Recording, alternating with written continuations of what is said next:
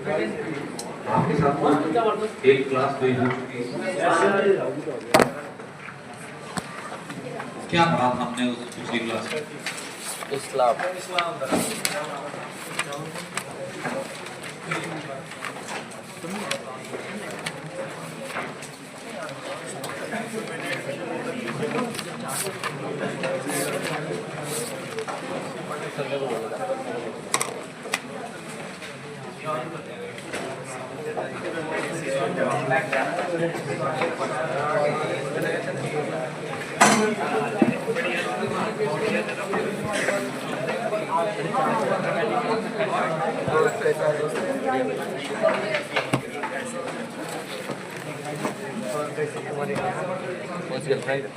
वही जो इसमें गिराएगा पक्की बात है। आप में से कितने लोग पिछली क्लास में नहीं थे?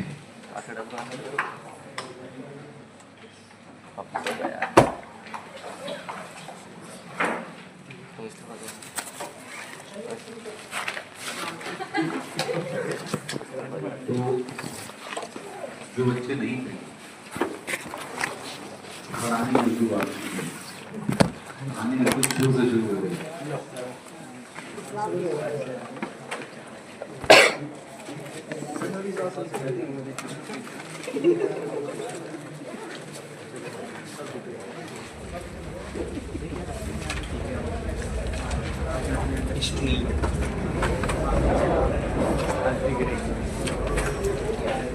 पिछली क्लास में हमने सिर्फ इतनी सी बात की थी कि हमारे इतिहास के ना 3 भाग एंशिएंट, मिडिवल और मॉडर्न।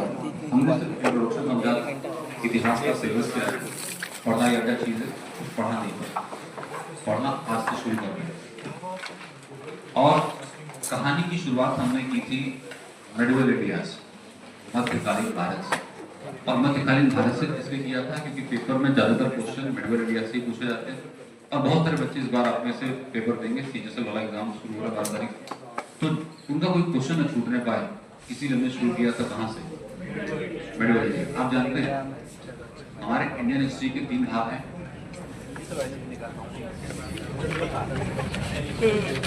एंशिएंट इंडिया जिसको हम कहते हैं प्राचीन भारत, दूसरा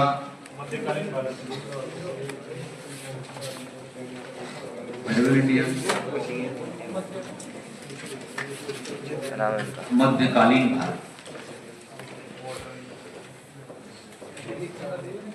और तीसरा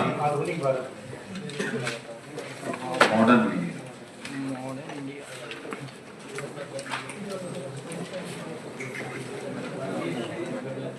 आधुनिक भारत।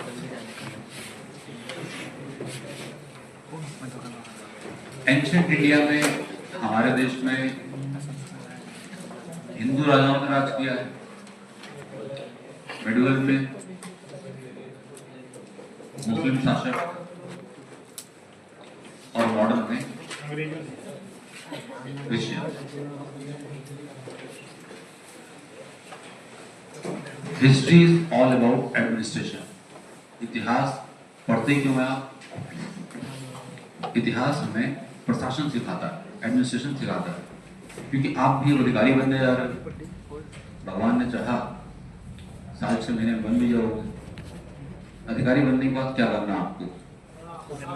शासन ही तो करना, समझ रहे हैं? आप एक प्रशासनिक अधिकारी बनोगे ना। प्रशासनिक अधिकारी का मतलब ही क्या है? प्रशासन चलाओगे आप, है ना? प्रशासन चलता कैसे है यही सीखना पड़ता है, और ये सीखते कैसे हम? इतिहास। तो इतिहास की हमने जो कहानी शुरू की वो की मध्यकालीन भारत से। और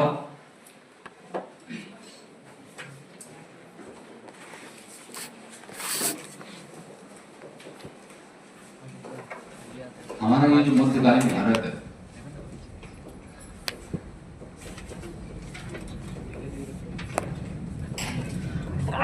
मध्यकालीन भारत माना जाता है 712 से लेकर 1707, लगभग 1000। अब इस 1000 साल, अच्छा कौन कौन बच्चे आपने से थे पिछली क्लास में? कई सारे लोग थे। तो कोई बात नहीं, 5-7 मिनट आप चीजें थोड़ी पुरानी समझ लेंगे, जिसके नए वाले बच्चे हमारे बात को समझ लें, जुड़ जाएंगे। अब इस मिडवेल इंडिया में 1000 साल हमारे मुस्लिम शासकों ने राज किया। तो सबसे पहले हम ये समझेंगे कि मुस्लिम शासक भारत क्यों आए और मुस्लिम शासकों के भारत आने का कारण क्या रहा, और जब भारत आए तो भारतीय शासक उन्हें रोक क्यों नहीं पाए। इन बातों को समझने के लिए हमें कुछ बेसिक बातें समझनी पड़ेंगी इस्लाम के बारे में, जिससे आप चीजों को रिलेट कर पाएंगे। क्या है इस्लाम? आप जानते हैं कि इस्लाम एक धर्म है। इस्लाम एक एकेश्वरवाद को मानने वाला धर्म है। एकेश्वरवाद का मतलब ईश्वर से फेक है। भाई आप जानते हो ना, जैसे हमारे हिंदुज्म में, हमारा हिंदुज्म जो है बहुदेववाद कंसेप्ट है, मल्टीपल गॉड से हमारे यहाँ। लेकिन दुनिया के ज्यादातर धर्मों में सिर्फ एक ही भगवान की उपासना होती है। हमारे यहाँ मल्टीपल गॉड्स है, बट दुनिया के ज्यादातर धर्मों में सिर्फ एक ईश्वर है। ऐसे इस्लाम में भी सिर्फ एक ही ईश्वर है, जिन्हें अरबी भाषा में अल्लाह और फारसी भाषा में खुदा कहा जाता है। इस्लाम की मान्यताओं के अनुसार अल्लाह की कोई सूरत नहीं है। अल्लाह आपके इमेजिनेशन से परे है, और जिसको आप इमेजिन ही ना कर पाओ, जो आपकी कल्पनाओं में ही ना आ पाए, भला आप उसकी मूर्ति कैसे बना सकते हैं।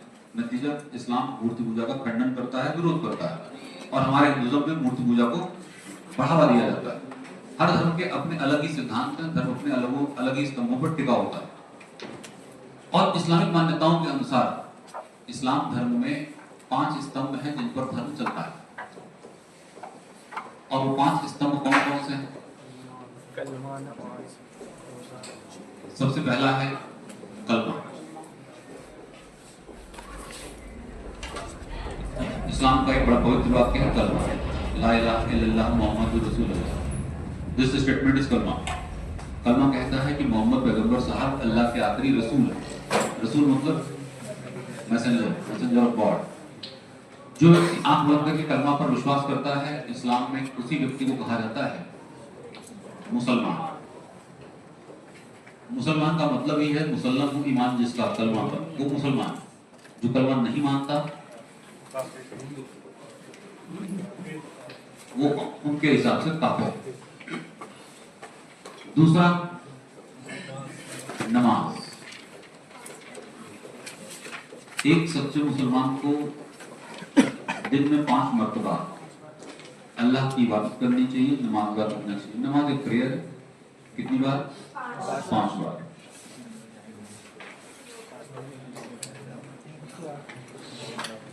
रोजा।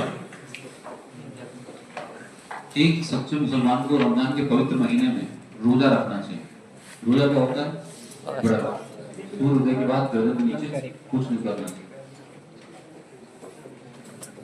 ज़कात। ज़कात क्या है? चैरिटी। अपनी आमदनी का आपको 2.5% डोनेट कर देना चाहिए, गरीबों को, जरूरतमंदों को दे देना चाहिए। और आखिरी स्तंभ है हज। जीवन एक बार माया मोह से मुक्त होकर मक्का मदीना की यात्रा जरूर करनी चाहिए। मक्का मदीना की यात्रा एक प्रकार से तीर्थ यात्रा है, और जीवन में एक बार एक सच्चे मुसलमान को जरूर जाना चाहिए। लेकिन मक्का और मदीना ही क्यों? तो आप समझेंगे।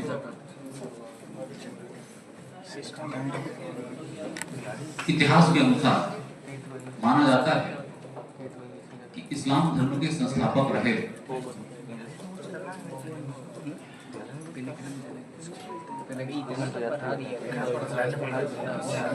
हजरत मोहम्मद साहब।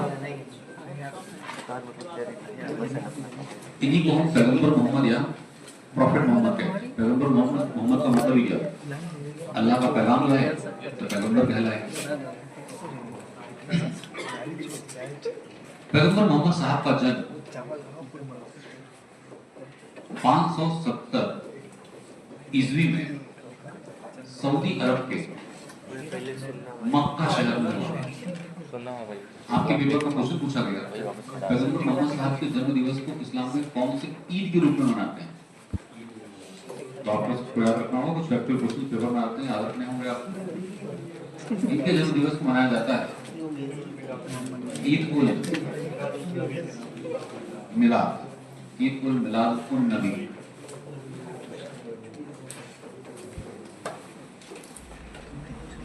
ईद उल मिलाद उन नबी के रूप में पैगंबर मोहम्मद के जन्मदिवस को मनाया जाता है। जब ये 40 वर्ष के थे, यानी कि 610 ईस्वी में, he got enlightened। 40 वर्ष की अवस्था में इन्हें महाज्ञान की प्राप्ति हुई। और इन्हें ज्ञान की प्राप्ति हुई कहां पर? मक्का शहर के हीरा गुफा में। मक्का शहर में तपस्या करते थे, हीरा नामक गुफा, वहीं ज्ञान की प्राप्ति हुई। कब? 610। इसीलिए इतिहास मानता है कि 610 ही वो वर्ष था जब इस्लाम धर्म की शुरुआत हुई। बात समझेंगे क्या? इतिहास के अनुसार इस्लाम धर्म की शुरुआत कब से मानी जाती है? 610 से। कहां से? मक्का से। इस्लाम मक्का से शुरू हो रहा है। अब मैंने आपको पिछली बात में बताया था, फिर बताता हूँ। कोई भी धर्म जो होता है ना, धर्म चलते हैं ज्योग्राफी पर। बात समझना, बात धार्मिक है लेकिन आप समझदार लोग हैं। धर्म किस पे चलते हैं? धर्म चलते हैं ज्योग्राफी पर, ज्योग्राफी मतलब भूगोल पर। जैसे आपका हिंदुज्म है, तो हमारे हिंदुज्म में आप देखोगे कि हर धार्मिक प्रक्रिया जो है वो पानी से जुड़ी हुई है। भारत नदियों का देश, हमारे देश में उत्तर से दक्षिण, पूर्व से पश्चिम नदी ही नदियां हैं। जहां नदियां होंगी खेती अच्छी होगी, खेती अच्छी होगी लोग शाकाहारी होंगे, शाकाहारी होंगे मांसाहारी। सऊदी अरब को अगर आप देखोगे तो अरब रेगिस्तान, मरुस्थल, पानी नहीं। जहाँ पानी नहीं होगा वहाँ एग्रीकल्चर नहीं होगा, एग्रीकल्चर नहीं होगा लोग शाकाहारी नहीं होंगे, मांसाहारी हो। समझ रहे? आपके हिंदुज्म में हर प्रक्रिया पानी से जुड़ी हुई है। आपसे कहा गया कि सुबह प्रातः काल ब्रह्म मुहूर्त में उठो, स्नान कर लो, स्नान करके ही भगवान की पूजा करो। क्यों कहा गया? और नदी बह रही थी, गए उठे डुबकी लगा चले गए। अब अरब में रेगिस्तान में कहा नहाए आदमी? दूसरी बात, आप यहाँ कहा गया सुबह उठिए, सूर्य भगवान का जलाभिषेक करिए। सूर्य भगवान को क्या करो? जल चढ़ाओ। अब जल है तब तो चढ़ाएंगे। अब अरब में है ही, चढ़ाएंगे कहां से? आपसे कहा गया शंकर भगवान का जल अभिषेक करो। हमारे यहाँ तो हर प्रक्रिया में क्या है? जल। समझ? शंकर भगवान को माला फूल चढ़ाओ। माला फूल कब होगी? जब हरियाली होगी, पानी होगा। अब वहां रेगिस्तान है, नागफनी के पौधे हैं, है ना, कैक्टस, वो थोड़ी चलते हैं शंकर भगवान। तो बात समझेंगे आप। आपका हिंदुज्म सऊदी अरब में नहीं चल सकता है, आपका हिंदुज्म यूरोप में चल सकता है। यूरोप में भाई साहब धर्म चलते हैं ज्योग्राफी पर। यूरोप ठंडा इलाका है, -22 डिग्री टेम्परेचर है।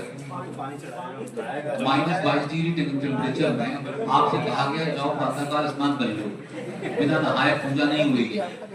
आप गए 4 बजे बाथरूम में नहाने, गए तो लेकिन लोग नहीं।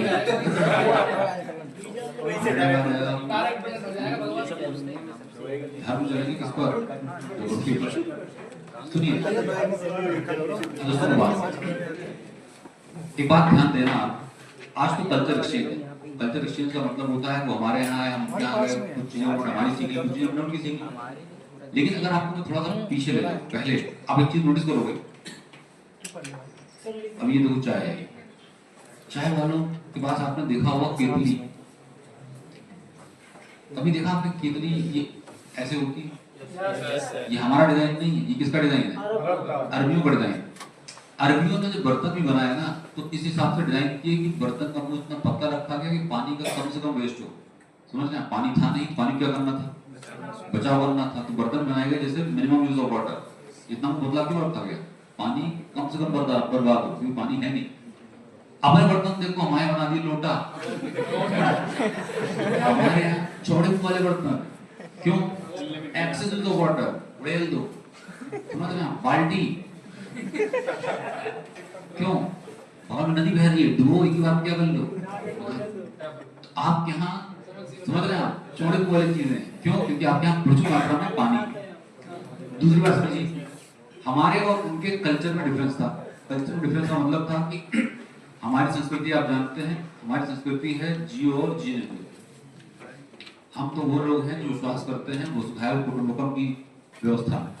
वसुधैव कुटुंबकम का मतलब पूरी पृथ्वी हमारा परिवार है, इस धरती पर कोई भी जीव जंतु प्राणी हमसे भिन्न नहीं है। वसुधैव कुटुंबकम भारत कहता है। वो हमारे यहाँ चल रहा था जियो और जीने दो, लिव एंड लेट लिव। वहां चल रहा था किल और गेट किल्ड, या तो मार दो या फिर मारे दो। सिंपल सी बात है, एक रोटी है खाने वाले 10, मेरा जिंदा बचने के लिए इन सबका मरना जरूरी है। किल और गेट किल्ड। दोनों देशों की व्यवस्थाएं बिल्कुल भिन्न चल रही थी। अब एक ऐसी जगह सऊदी अरब जहां कोई सिविलाइजेशन नहीं, कोई सभ्यता नहीं, बेरहमी से एक दूसरे को कत्ल कर दे रहे, ऐसी जगह पर पैगंबर मोहम्मद साहब आए और इन्होंने लोगों को सही जीवन जीने का तरीका सिखाया। इस्लाम बात करता है पीस, अमन, चैन, शांति। नतीजा ये हुआ कि पैगंबर मोहम्मद साहब से लोग प्रभावित हुए और इस्लाम में कन्वर्ट हुए। देखते देखते इनकी ख्याति इतनी बढ़ी कि आधी से ज्यादा मक्का शहर की आबादी इनकी भक्त बन गई। लेकिन जब वो इनके फॉलोअर बने तो इससे पहले ज्यादातर वहां पर वो बुत परस्ती करते थे। उन लोगों ने इनका विरोध करना शुरू किया और जब विरोध हुआ तब इन्होंने मक्का शहर छोड़ा और मक्का से चले गए कहां? मदीना। वर्ष था 622 का। अब 622 ईस्वी में he left मक्का, उन्होंने मक्का छोड़ा and he visited Medina. Saudi Arab के दूसरे शहर मदीना चले गए। सारा जीवन मदीना में ही रहे और मक्का से मदीना जाने की इनकी जो जर्नी थी, इनकी जर्नी को कहा गया है हिजारत। और उसी समय चला 622 में ही इस्लामिक कैलेंडर, जिसको आप जानते हैं हिजरी संवत के नाम से। आपने रमजान वगैरह के महीने सुने होंगे, वो हिजरी संवत से ही होते हैं। 622 में चले। सारा जीवन पैगंबर साहब मदीना में ही रहे, मदीना में ही धर्म का प्रचार किया और मदीना में ही इनका इंतकाल हो गया। 632 ईस्वी में he died in मदीना। 632 में मदीना में इनकी मृत्यु हुई। एक बात आप समझेंगे, पैगंबर मोहम्मद साहब का जन्म हुआ था मक्का में और मृत्यु हुई मदीना। इसलिए इस्लामिक मान्यताओं के अनुसार मक्का और मदीना एक पवित्र तीर्थ स्थल है और एक सच्चे मुसलमान को जीवन में एक बार मक्का मदीना जरूर जाना चाहिए। और मक्का मदीना की यात्रा को ही इस्लाम में कहा गया है क्या? हज यात्रा, तीर्थ यात्रा है। यहाँ तक तो बात बहुत सिंपल सी थी, आपने सुना और बात आपके समझ में आ गई। लेकिन इसके बाद बात बिगड़ गई। हुआ जानते हैं क्या? जब तक पैगंबर मोहम्मद साहब जिंदा थे तब तक तो धर्म बहुत जबरदस्त तरीके से फल फूल रहा था, आगे बढ़ रहा था। लेकिन जब 632 में पैगंबर मोहम्मद साहब का इंतकाल हो गया तब इस्लाम में बड़ा प्रश्न उठा और प्रश्न ये उठा कि धर्म को आगे लेकर कौन चलेगा? Who will lead इस्लाम? अगला उत्तराधिकारी कौन बनेगा? पैगंबर मोहम्मद साहब के बाद अब वो व्यक्ति जो धर्म को लीड करेगा, इस्लाम में उसे कहा जाएगा खलीफा।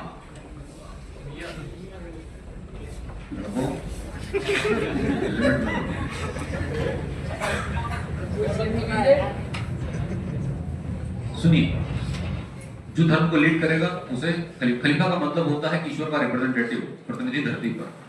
और पैगंबर मोहम्मद साहब के ही सबसे पहले शिष्य थे। आप जानिए, एक बात बताऊंगा आपको, इस्लाम में ना 4 बड़े खलीफा माने गए। पहले माने जाते हैं अबू बकर,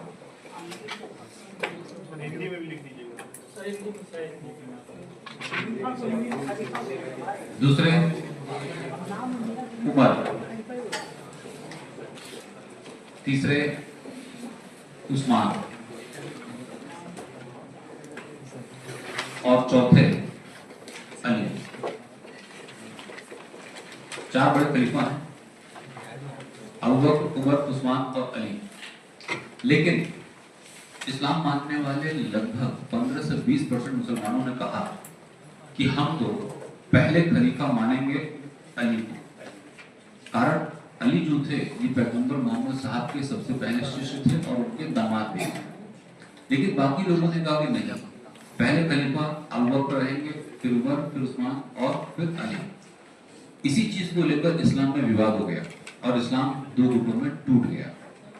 जिन्होंने अली को पहला खलीफा मानना शुरू कर दिया उन्हें कहा गया शिया मुस्लिम।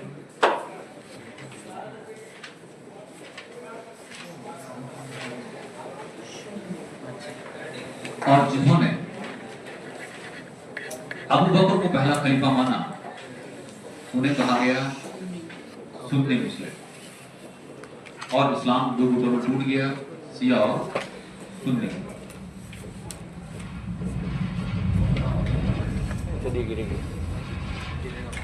अब खलीफाओं के द्वारा संख्या ज्यादा थी सुन्नी मुसलमानों की। इन सुन्नी मुसलमानों को जिम्मेदारी दी गई कि ऐसा ना हो कि इस्लाम धर्म सिर्फ सिमट कर रह जाए सऊदी अरब तक। निकलो अरब से और दुनिया के कोने कोने में फैल जाओ, इस्लाम धर्म का प्रचार करो। जितने भी आक्रमणकर्ता भारत आए, उन आक्रमणकर्ताओं के भारत आने के पीछे दो ही उद्देश्य है। सबसे पहला उद्देश्य लूटपाट। भारत सोने की चिड़िया, इस देश में बेशुमार दौलत, और ये दौलत इन आक्रमणकर्ताओं को हिंदुस्तान की तरफ आकर्षित करती है। दूसरा उद्देश्य, जो हिंदुस्तान आए तो धर्म का प्रचार। अगर मैं पूछूं आपसे कि दुनिया में सबसे बड़ा फैला हुआ धर्म कौन सा है? क्रिश्चियन, ईसाई धर्म।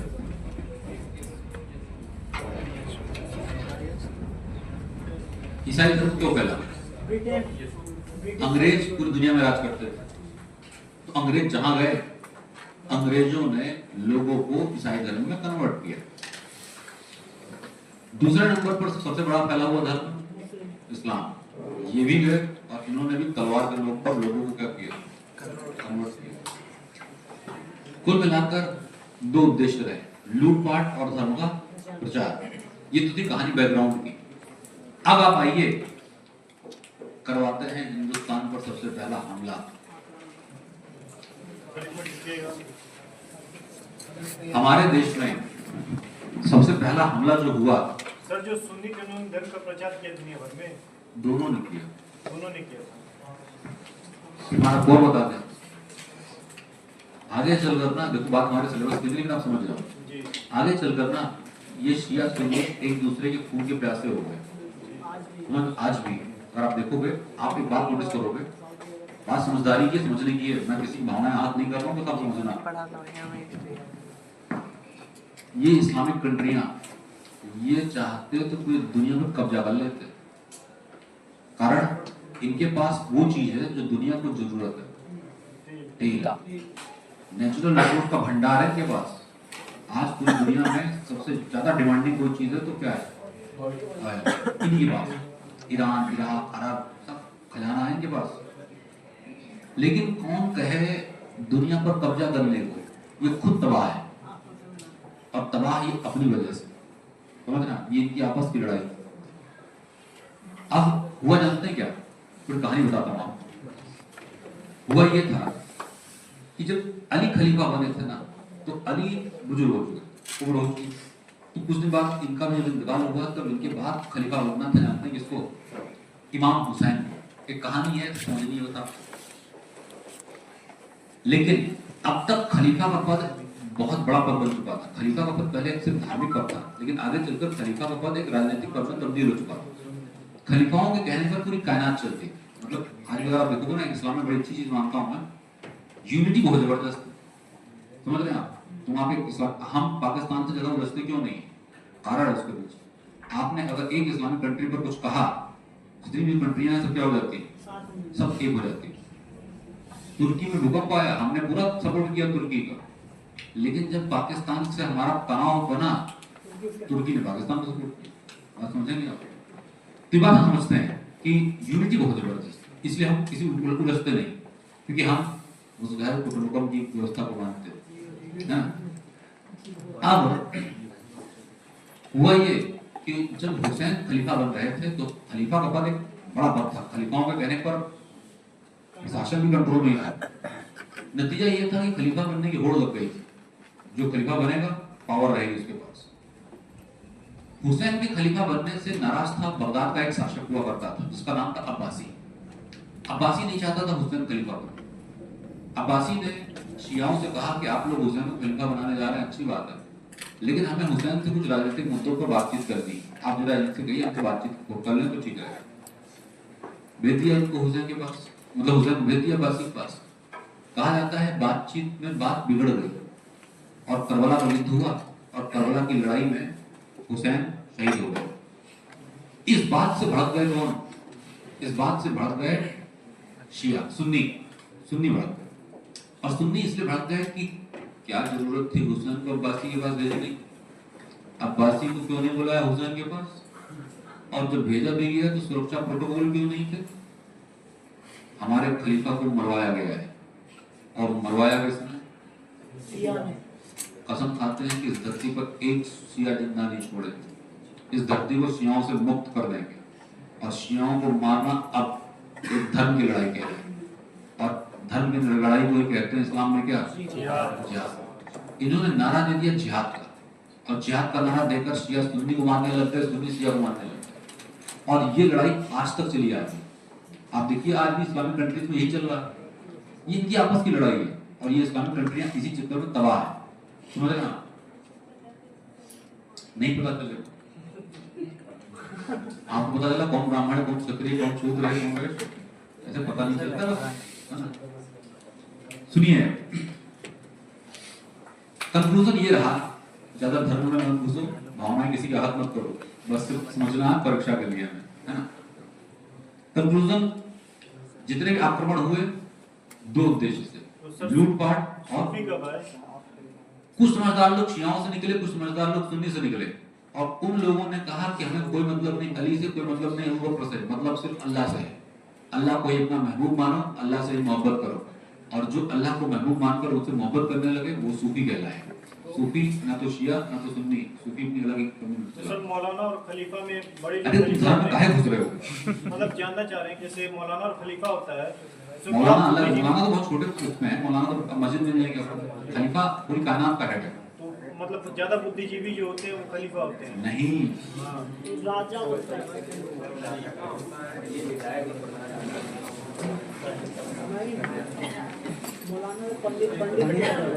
आप बात समझेंगे, मैं समझाता हूँ। खलीफा एक पद है और उस पद पर जो बैठ जाएगा उसके ही कहने पर बाकी सारे लोग चलेंगे। इसके लिए कोई एलिजिबिलिटी नहीं, कोई एलिजिबिलिटी नहीं, वो जो कह देगा वही कानून है। कोई नहीं, खलीफा का पद अंग्रेजों ने खत्म कर दिया। वो जब अंग्रेज भारत आया ना तो अंग्रेजों ने फर्स्ट वर्ल्ड वॉर में यही तो काम किया, तुर्की बम मार के खलीफा और का पद मिटाई दिया अंग्रेजों ने। अंग्रेजों ने कहा ये सब गड़बड़ चल रहा है। अंग्रेज तो भाई अंग्रेजों ने तो रिफॉर्म किए ना, आप क्या नहीं रिफॉर्म किए अंग्रेजों ने आपके यहाँ सती प्रथा बंद कर दिया। सही किया गलत किया? हमारे यहाँ पति के मरने के बाद पत्नी को जिंदा जला रहे थे। 1829 में लॉर्ड विलियम बेंटिंग आया। विलियम बेंटिंग ने कहा यार क्या गजब के जाहिल हो तुम, लड़की को क्या कर दे रहे हो, फूक के चले आ रहे हो जिंदा लड़की। तो अंग्रेज तो रिफॉर्म कर रहे थे, बढ़िया काम कर रहे थे। मैं तो आपका अंग्रेजों के प्रशंसक। बाल विवाह बंद कर दी अंग्रेजों ने। अंग्रेज ना होते ना, बगल में बेटा बैठा होते अपना, अंग्रेज तो आए और हमारे क्या कर रहे थे, चाइल्ड मैरिज बंद कर दी। अंग्रेजों ने ह्यूमन सैक्रिफाइस बंद किया। पशु बलि आज भी चलती है, नर बलि चलती थी, नर बलि, समझ रहे हैं? तो काफी कुछ तो अच्छा भी किया अंग्रेजों। आओ वापस टॉपिक का।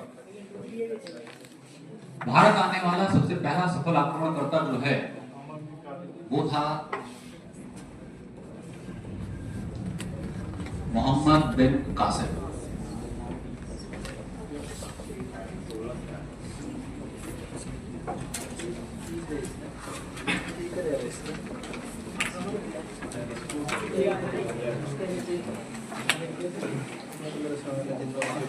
सात सौ 12 में भारत आया और 714 में भारत से चला गया। आप जान के लग रहेंगे Muhammad bin Qasim was just only a 17-year-old boy. Qasim मात्र एक 17 साल का लड़का था। 17 साल के लड़कों ने हिंदुस्तान पर हमला करके कब्जा कर लिया।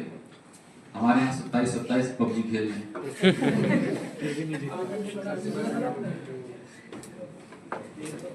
बात समझना, 17 साल का लड़का अगर हिंदुस्तान पर कब्जा कर लेना, ये उसकी काबिलियत नहीं, ये आपका फेलियर था। समझना, ये हमारी नाकामी थी। कहते हैं इतिहासकार कि भारत तो दुनिया का वो देश था जिस देश पर कभी हमला ही नहीं होना चाहिए। जगतपुरी अगर आप अपने देश को देखेंगे तो भारत बहुत ही सुरक्षित देश है। हमारा प्यारा भारत, मुझे इसका मानचित्र बनाने की आवश्यकता नहीं है, देश आपके दिलों में छपा हुआ है, आपकी हर धड़कन में धड़क रहा है हिंदुस्तान।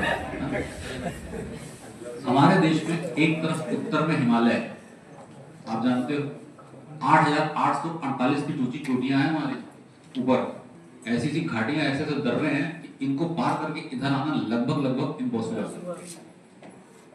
उत्तर में हिमालय में रहा होता ना तो कब का हमारा पड़ोसी बदतमीज देश चाइना हमला कर देता हमारे, लेकिन अब चाइनीज का दुर्भाग्य कहो या अपना सौभाग्य कहो,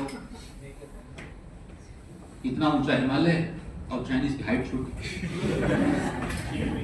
बेचारे बड़ी मुश्किल से ऊपर पहुंचते हैं।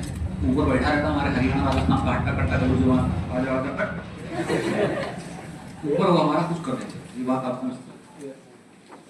नीचे तीन तरफ से पानी, Arabian ocean, Indian ocean, bay of Bengal, अरब सागर, हिंद महासागर, बंगाल की खाड़ी, पानी से हमला हो नहीं सकता था।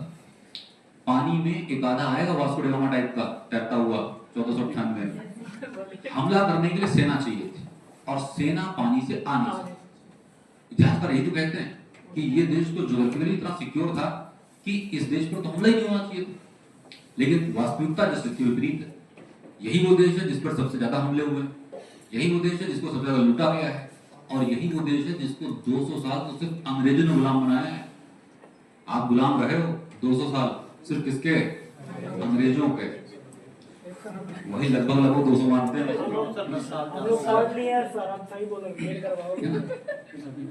1757 प्लासी के युद्ध से 1947 190 साल तक तो हुकूमत अंग्रेजों ने किसने नहीं लूटा। ईरानियों ने, अफगानियों ने, तुर्कों ने, हुनों ने, कुषाणों ने, मंगोलों ने, पुर्तगालियों ने, डचों ने, ब्रिटिश ने, डेन्स ने, फ्रेंच ने, लंबे लिस्ट है लुटेरों की। लूट के गए आपको, क्या करते रहे आप?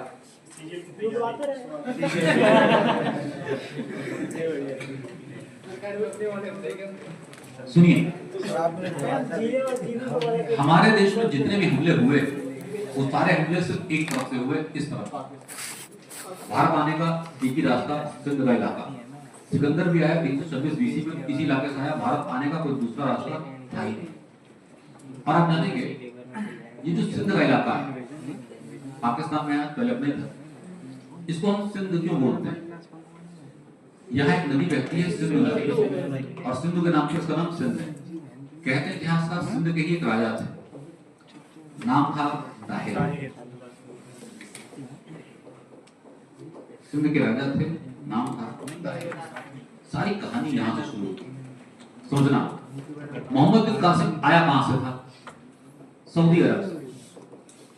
कासिम आया था सऊदी अरब, लेकिन ये सऊदी अरब का शासक नहीं था।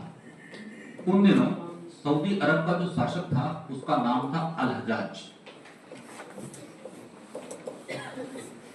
सऊदी अरब का जो शासक है नाम है अल हजाज,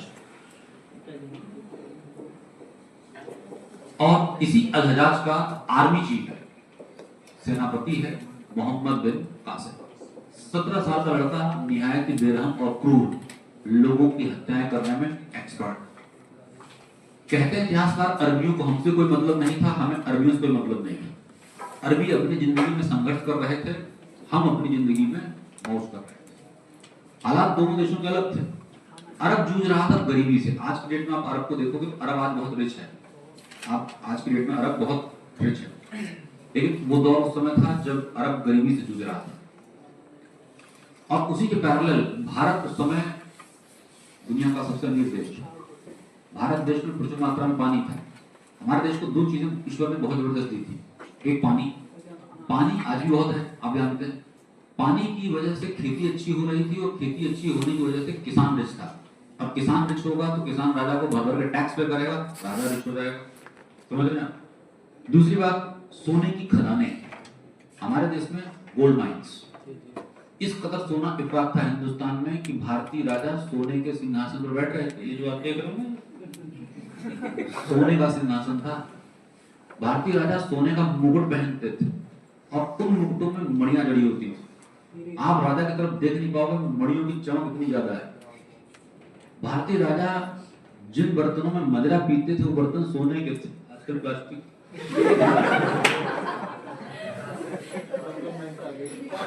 सोने के बर्तनों में मदिरा पी रहे हैं, सोने का मुकुट पहन रहे हैं, सोने के वस्त्र, सोने के आभूषण। सिपाही आकर बता रहा है महाराज फला खदान से 1000 किलो सोना निकला, क्या करें? अब महाराज कोई समझ नहीं पा रहे क्या करें। एक काम करो, सिंहासन हमारा सोने का बना। दूसरा सिपाही बोले महाराज 2000 किलो सोना फला खदान से निकला, क्या करें? ये दरवाजा तोड़ो, सोने का बना। तीसरा है, बोले महाराज फिर 1500 किलो सोना निकला है, मंदिर में जड़वा। हमारे यहाँ मंदिर सोने के बने। आज भी देखो अपने यहाँ कितने मंदिर सोने के, गोल्डन टेम्पल अमृतसर, काशी विश्वनाथ मंदिर बनारस, सोमनाथ मंदिर गुजरात। आज की बात है जब लुटेरों ने छोड़ा कुछ नहीं इस देश में, तो इतना सोना बढ़ गया कि मंदिर मंदिर आदमी सोने के।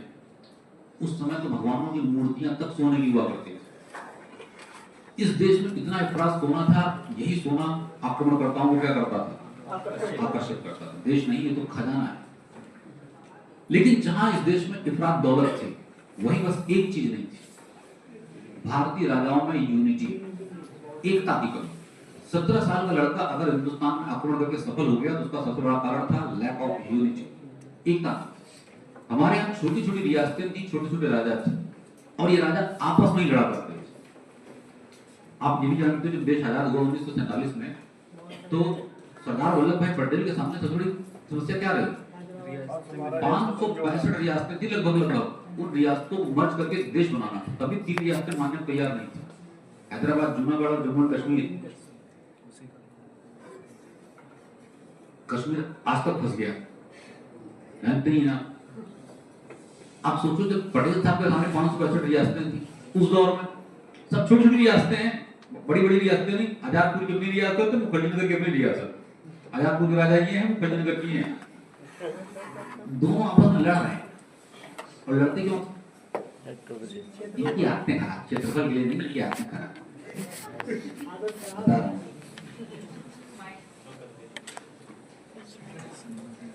सारा दिन ये लोग पता क्या करते थे? सारा दिन ये मदिरा पीते थे, नर्तकी का नृत्य देखते थे। अलग अलग जगहों से नर्तकियां बुलाते थे और नर्तकियों का नृत्य देखने में मशहूर रहते थे। इन राजाओं को बस ये पता चल जाए कि पड़ोसी राज्य की राजकुमारी या रानी बड़ी खूबसूरत है, ये उस राज्य पर हमला कर देते। तो मैं नहीं कह रहा हूँ, ये इतिहास किताबों में लिखा है। जाकर बेटी सुंदर देखी, तापर जाए धरी तलवार। जिसकी बेटी सुंदर देखी, तलवार के नोक पर उठा लिया। अब तुम किसी की बहन बेटी उठा लोगे तो संबंध सुधरेंगे बिगड़ेंगे? आप समझ रहे हो? अरे कहानी आपको पता है, दिल्ली के राजा थे पृथ्वीराज चौहान, कन्नौज की राजकुमारी थी संयोगिता, चौहान उठा लिया। अब तुम किसी की बहन बेटी उठा लोगे तो आप पता है आपको कहानी, अभी बाद में डिस्कस करें। तो कुल मिलाकर आप समझते हो, हालात समझ रहे हो आप, दोनों देशों की परिस्थितियां अलग हैं, दोनों देशों का हालात अलग। वो गरीबी में जूझ रहे हैं और यहाँ हमारे देश में अलग लेवल का खेल चल रहा है। कहते हैं इतिहासकार की पहली बार जो गलती हुई ना, वो हमारी तरफ से हुई, उनकी तरफ से नहीं हुई। पहली मिस्टेक हमारी तरफ से हुई।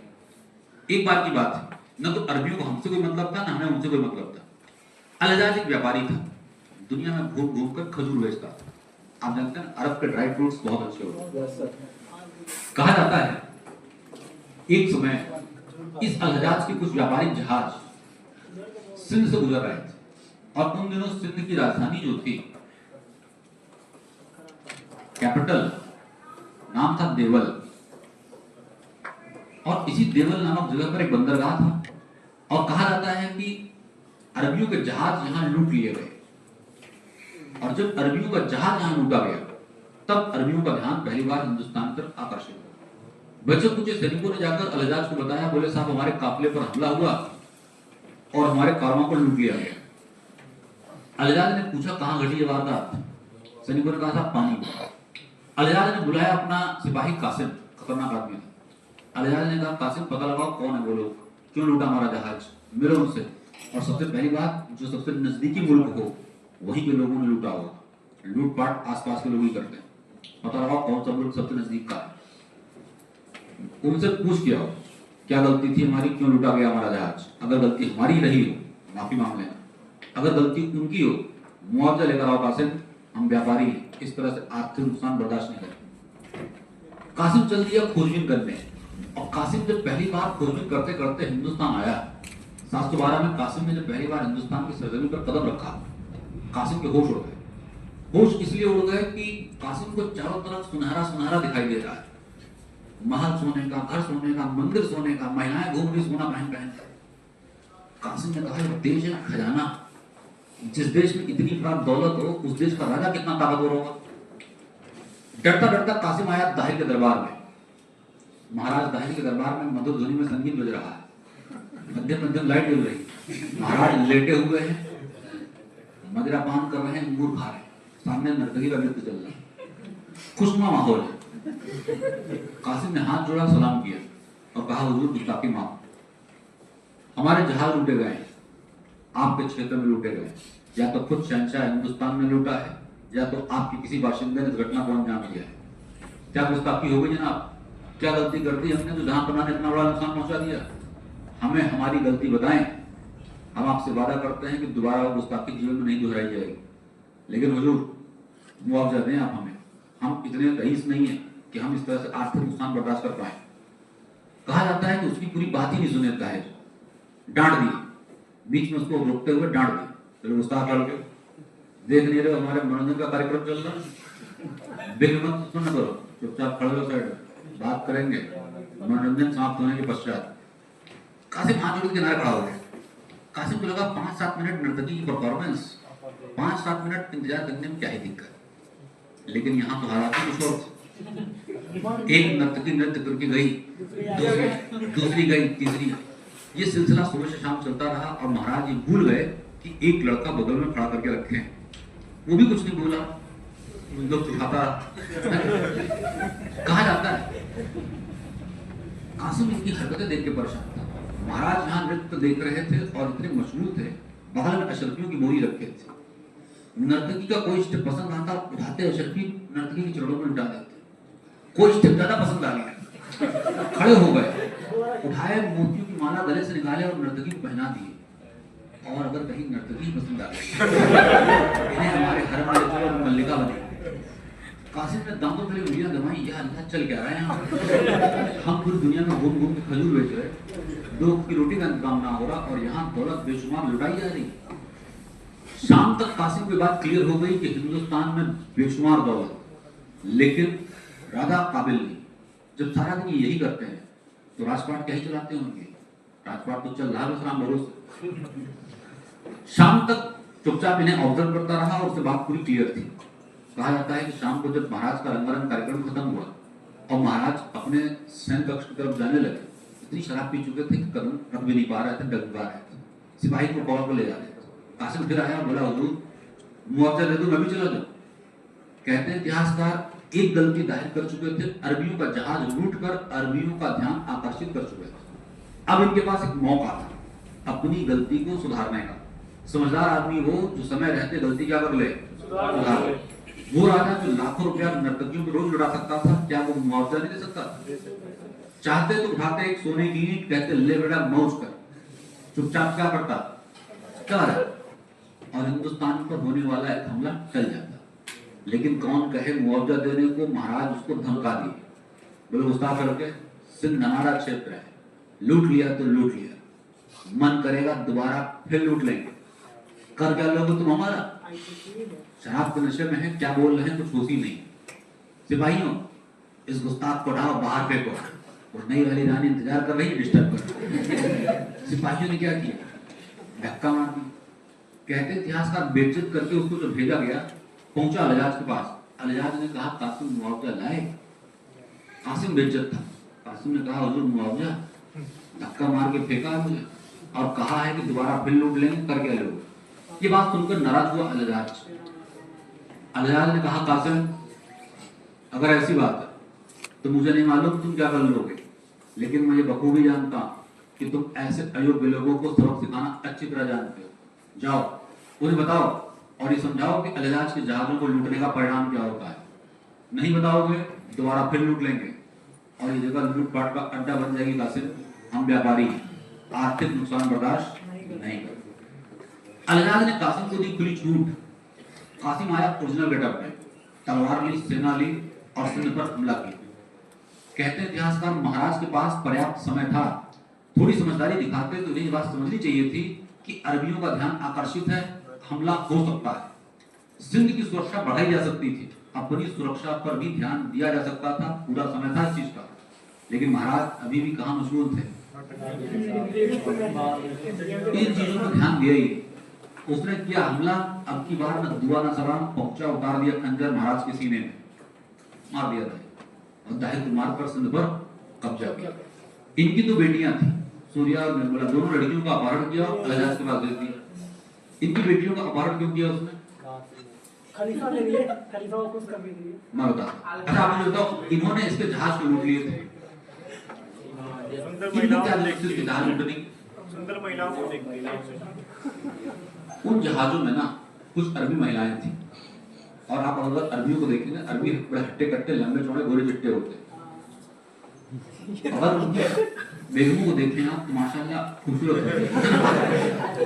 महाराज इसी चक्कर में क्या किए, और अरब के कानून आप जानते हैं, हाथ के बदले हाथ, आंख के बदले आंख, खून के बदले खून, और इसी चक्कर में उसने क्या की, बेटियां हुआ। ये तो थी कहानी बैकग्राउंड की। आप जानिए प्रश्न जो पेपर में आता है, मोहम्मद बिन कासिम ने पूछा जाता है सबसे पहला प्रश्न, he was the first Muslim invader.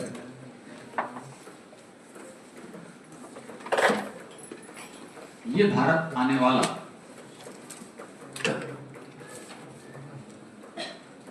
प्रथम मुस्लिम आक्रमण करता था। आपसे प्रश्न पूछते हैं, भारत आने वाला सबसे पहला सफल मुस्लिम आक्रमणकर्ता कौन? मोहम्मद बिन कासिम।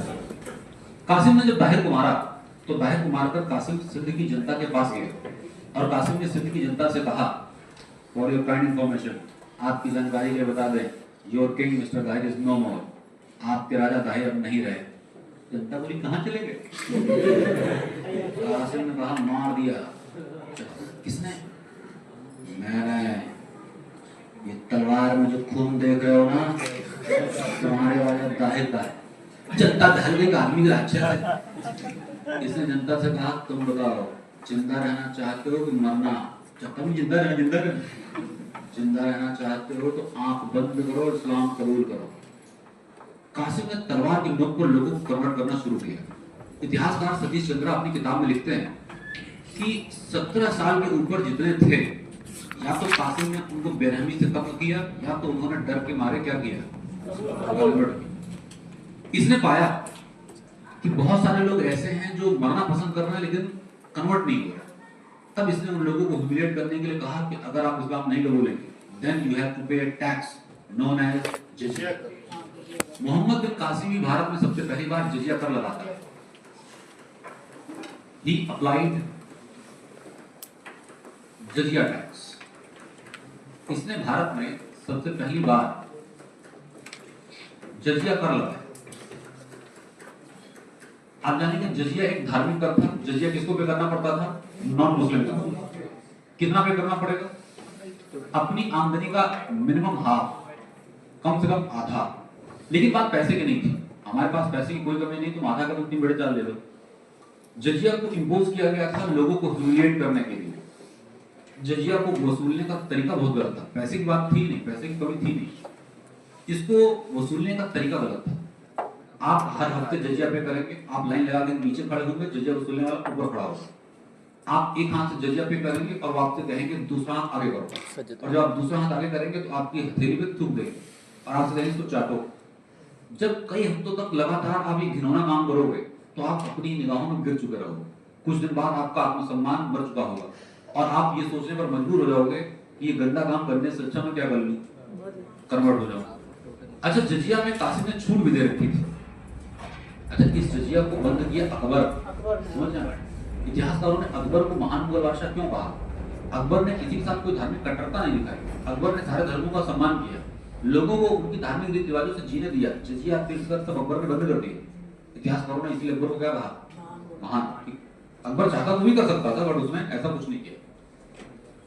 जिजिया में कासिम ने छूट दे रखी थी, रिलैक्सेशन दे रखा था। किसको किसको? ब्राह्मण को। ब्राह्मणों को विडोज, विधवाओं और फिजिकली डिसेबल या कहें विकलांगों, Brahmans, widows and physically disables, इनको जजिया नहीं पे करता है। अच्छा एक बात बताइए आप, फिजिकली डिसेबल मैं समझता हूं कि डिपेंडेंट है, उनके पास अर्निंग का साधन नहीं है, वो पैसा कमाते ही नहीं तो देंगे कहां से, नहीं ले रहा, अच्छी बात। सिर्फ यही बात विडोज के साथ भी है कि वो भी क्या है, डिपेंडेंट है, अर्निंग नहीं है, अर्निंग नहीं है तो टैक्स नहीं दे पाएंगे, बात समझ में आती है। लेकिन ब्राह्मणों को जजिया में क्यों छूट दे रखी थी कासिम? जैसे मौलाना होते हैं ये दान के रूप में मिलता होगा। अरे भाई साहब बहुत तो ब्राह्मणों का तब भी आज भी है, तो मतलब वो दान के हिसाब से आता है ना। हाँ तो दान के हिसाब से जब टैक्स नहीं हो जाएगा, जैसे मौलाना आज तो कानून में टैक्स फ्री है, लेकिन पहले तो क्या है कानून था। देखो ब्राह्मणों ने कुछ किया और चाहे ना किया, एक काम जरूर किया है, अपना माहौल बना कर रखा। समझ गया? माहौल का मतलब हम जहाँ समझ रहे, हमारे पैरों की मिट्टी उठाओ, मस्तक पे लगाओ, कल्याण हो जाएगा। अब हो चाहे ना हो, समझ रहे, माहौल क्या रखा अपना टाइट। उसके बाद चेले छोड़ देते थे मार्केट, तो चले जाकर सोसाइटी में क्या करते थे, उनके बारे में गुणगान। अरे भैया कल देखे हम पंडित जी को, ध्यान लगाए बैठे थे, बगल में एक नर्तकी छम छम नाच रही थी, पंडित जी डिस्टर्ब हो गया, वही पंडित जी उठाए चल ऐसे पता नहीं कौन सा मंत्र है, बिल्ली बन गई। अब बनी कि नहीं बनी ये किसी ने नहीं देखा, लेकिन समाज में क्या हो गया बात, एक मंत्र मार देते हैं बिल्ली बन जाती है ना। अब ऐसा समाज में हो ही गया था माहौल, पंडित जी श्राप दे देंगे भस्म हो जाओ, है ना, आशीर्वाद दे देंगे कल्याण हो जाए। अब हो रहा कि नहीं हो रहा कोई नहीं जानता, लेकिन सोसाइटी में चल रहा है। आज चल रहा कि नहीं चल रहा? चल तो आज भी रहा, माहौल तो आज भी पूरा है। नतीजा कासिम पहुंचा इनके पास, पंडित टैक्स दोगे, कासिम तुम हमसे टैक्स लोगे, रुको। लोग डरा करे भैया कल ही एक बिल्ली बनाए हैं। कासिम डर गया, क्या पता मैं मंत्र जानते हो, कासिम बोला इनको मत छेड़ो, समझ रहे। और दूसरी बात क्या थी, ब्राह्मणों का सोसाइटी में बहुत ज्यादा दबदबा था, सम्मान था, और कासिम जानता था ब्राह्मणों को कुछ कहेंगे तो ये जनता को क्या कर देंगे, भगा देंगे। और इनकी बात जनता आंख बंद करके मानती है। आज ही मानते नहीं मानते? एक बात बताओ, लड़कों तुम बता, तुम्हारी शादी हो रही, तुमने पंडित जी के पास अपनी कुंडली भेज दी, पंडित जी देखो विवाह हो रहा है, फला कन्या है, देख लो आप जरा एक बार, ठीक रहेगा। यजमान कन्या तो मांगलिक है, ले लो। अब कन्या मांगलिक है, अब तुमने अगर शादी कर ली यजमान तो तुम तो अकाल मृत्यु का संकेत है। अब तुम परेशान पंडित जी यार, घबराओ मत यजमान, कन्या पसंद है तुम्हें? पंडित जी कन्या एक नंबर की व्यवस्था करते हैं, हम क्या करेंगे, सोल्यूशन प्रॉब्लम हमने बताई, सोल्यूशन में हम ही देंगे। अब कन्या की शादी करवाई किसी पेड़ों से, कन्या का पहला पति वो पेड़ बन गया, पेड़ सूख गया, यजमान देखा पेड़ सूख गया। अगर तुम पहले पति बन जाते अब कन्या निर्दोष है, चाहो तुम शादी करो, अब तुम्हें कुछ नहीं। मानते समाज में कि नहीं मानता? आप बताओ, आज भी सोसाइटी में माना जाता है कि नहीं माना? तो ये पहले से चला रहा है। कासिम ने इनको मत छोड़ो यार, इनकी बातें मानी जाती हैं, और पता लगा इन्होंने कुछ कह दिया, जनता क्या कर देगी, तो छोड़िए। अगली बात, कासिम ने बेशुमार दौलत लूटी, और दौलत लूट के कासिम ने वो पहुंचाना शुरू किया अरब। उसके बावजूद जब दौलत यहाँ खत्म ही नहीं हो रही, तब कासिम में मेडल इंडिया पहला आदमी था जिसने he issued golden coins. Qasim ने भारत में मेडल इंडिया में पहली बार स्वर्ण सिक्के चलाए। हमारे यहाँ हालांकि सोने के सिक्के पहले भी चलते थे, एंशिएंट इंडिया से चल रहे हैं, लेकिन मिडल इंडिया में किसने चलाए?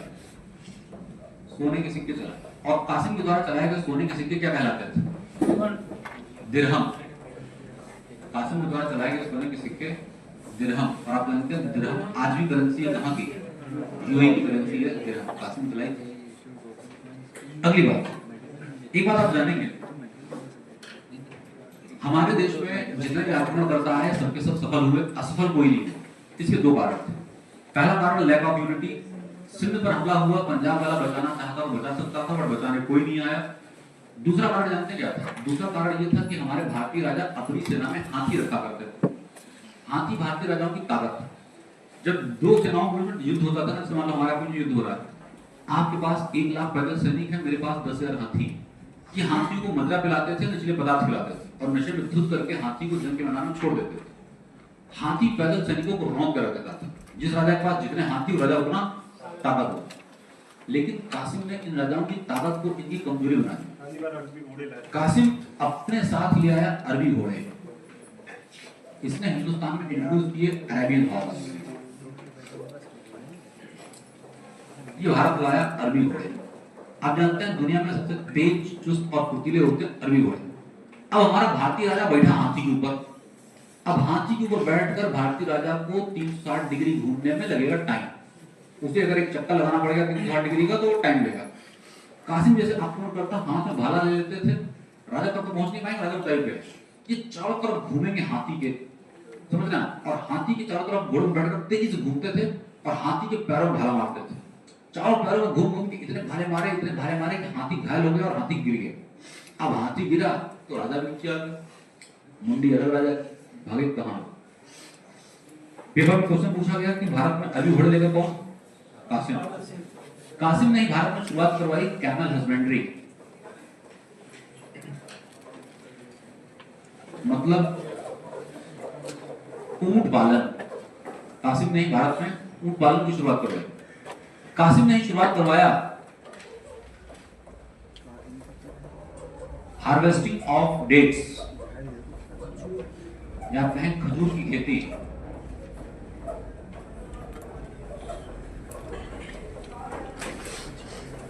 सऊदी अरब से ही भारत में एक शब्द आया है मानसून। बारिश होती है वो कहते हैं मानसून आ गया। ये मानसून शब्द अरब से आया है। और अरबियों ने ही दुनिया में पहली बार निर्माण किया एटलस, नक्शे वगैरह बनाने की प्रक्रिया अरबियों ने चलाई। मोहम्मद बिन कासिम से पूछे जाने वाले सारे सवाल आपको इसी मिल जाएंगे। इससे बाहर कासिम से आपका एक प्रश्न नहीं जाएगा। और कासिम ये सारे काम कर रहा है मात्र कितने दिनों में? 2 साल। 17 साल का लड़का 19 साल का हो गया। आप जानते हुआ क्या? आपको याद होगा, इसने दाहिर की 2 बेटियां हुआ गई थी। वो लड़कियां पहुंच गई अरब, अल हजाज के पास। अल हजाज ने उन लड़कियों से पूछ लिया कि मोहतरमा, हिंदुस्तान से अरब आने में कोई तकलीफ तो नहीं हुई आपको? वहां पहुंचकर लड़कियों को पता चला कि अल हजाज तो असली राजा है, कासिम तो सिर्फ एक प्यादा है, सिपाही है कासिम बस। कहते इतिहासकार, लड़कियों ने अपने फादर दाहिर को मरते देखा था अपनी आंखों के सामने। लड़कियों के मन में बदला लेने की इच्छा तो थी ही। वहां पहुंचने के बाद लड़कियों ने अल हजाज को भड़का दिया और अल हजाज से कहा कि साहब, हमें रास्ते में तो कोई तकलीफ नहीं हुई, लेकिन हुजूर जैसा सुना था वैसा है नहीं। अल हजाज ने कहा, मोहतरमा क्या सुना था, क्या नहीं है? लड़कियों ने कहा, साहब हमने तो सुना था इस्लाम बहुत अच्छा धर्म है और इस धर्म में पराई स्त्री को हाथ लगाना हराम है। अल हजाज बोला, बिल्कुल जायज खबर है मोहतरमा, वो मुसलमान ही नहीं जो स्त्री का सम्मान न करे। मुसलमान का मतलब ही होता है मुसल्लम हो ईमान जिसका। लड़कियां बड़ी रहने दे। एक तरफ आप इधर धर्म की गाथा गाते नहीं थक रहे और दूसरी तरफ आपका सिपाही कासिम हिंदुस्तान में धर्म को तार तार करता नहीं थक रहा। आप कह रहे हैं कि पराई स्त्री को हाथ लगाना हराम है और हिंदुस्तान में आपका सिपाही कासिम रोज किसी लड़की की आबरू से खेल रहा है। हम क्या सच माने, जो हम देख के आ रहे हैं वो, या जो आप कह रहे हैं वो? अल हजाज ने खींची तलवार, कहा, मोहतरमा जुबान को लगाम दें, ऐसा ना हो कि आपकी इस झूठे बयानबाजी की वजह से आपकी जुबान कटवा ली जाए। किसी प्रकार की गलतफहमी हो गई आपको, कासिम मेरा सिपाही है, ऐसा कुछ नहीं कर सकता वो।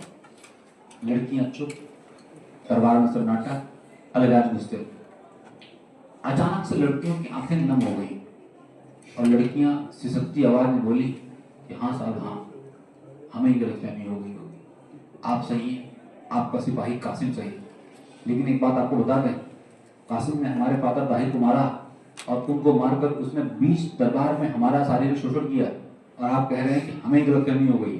ऐसा कह करके लड़कियां लगी फूट फूट के रोने दरबार में। आप तो जानते हैं नारी की सबसे बड़ी ताकत क्या है,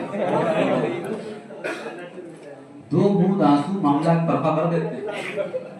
आंसू गिरने के बाद न तो कोई सबूत चाहिए होता है, न तो कोई गवाह। आंसू अपने आप में ही सबूत है, अपने आप में ही गवाह। अल्लाह बोले चुप चुप चुप रहे। अगर ऐसा कासिम ने किया है तो दंड कासिम को मिलेगा, न्याय सबके लिए समान। अल्लाह ने फरमान जारी किया, मोहम्मद बिन कासिम तत्काल वापस आए। 714 में जैसे कासिम को अल्लाह का फरमान मिला, हिंदुस्तान छोड़ छाड़ के अरब भाग आए। कहते हैं इतिहासकार, लड़कियों ने इतना भड़का रखा था लजाज को कि जैसे ही कासिम दरबार में गया, घुटनों पर झुका और लजाज को सलाम किया। लजाज ने कासिम तरफ देखा भी नहीं, उठाई तलवार, गर्दन में मारा, मुंडी अलग। कहानी खत्म कासिम की। ठीक किया या एक मौका देना चाहिए था? क्या पता लड़कियां झूठ बोली, झूठ बोली नहीं, झूठ ही बोल रही। चलो जो किया ठीक ही किया। ये कौन सा सही काम कर रहा था, ये भी तो है ना। कासिम तो मारा गया, लेकिन कासिम ने दुनिया में एक बात रिलीज कर दी थी, जो बात अब तक दुनिया वालों के लिए राज थी। क्या? भारत सोने की चिड़िया है, लूट लो जितना लूट सको। ये बात अभी तक छुपी हुई थी, लेकिन अब बात ये खुल चुकी थी। बस इसी के बाद शुरू हुआ हिंदुस्तान पर आक्रमणों का दौर। दुनिया के जितने लुटेरे थे, भूखे नंगे लुटेरे, सब चल दिए हिंदुस्तान क्या करने, लूटने। अब लूट हो रही, 1000 साल तक क्या चलेगा, लूट। दूसरे नंबर पर जो लुटेरा आया, उसने हिंदुस्तान लूटने में कोई कसर नहीं छोड़ी। नाम था महमूद गजनवी।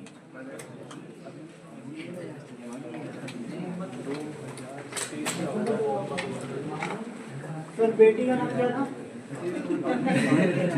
पिछला बेटी जाने तो काम की नहीं।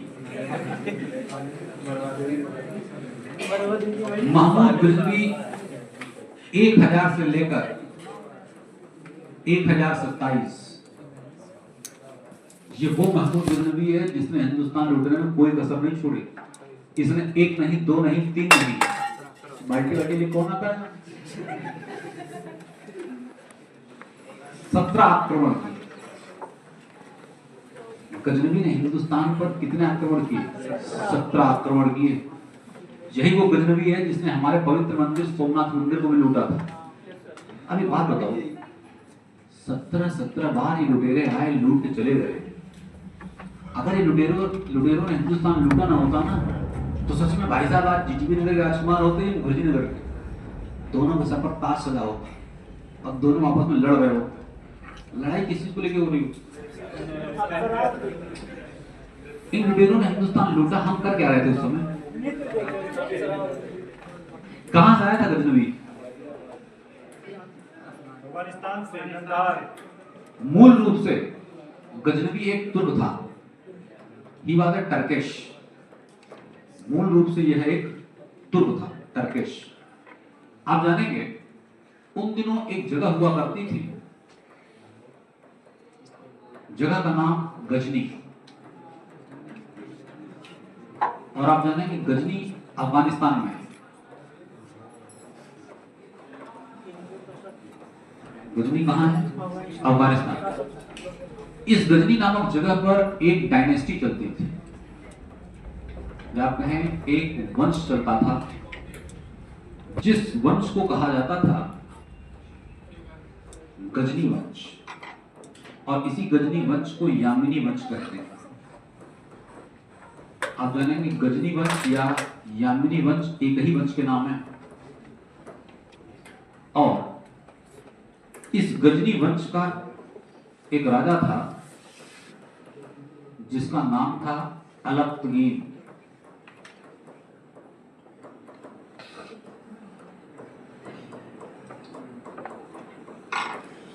और इसी राजा अलप्तगीन का एक गुलाम था, नाम था सुबुक्तगीन।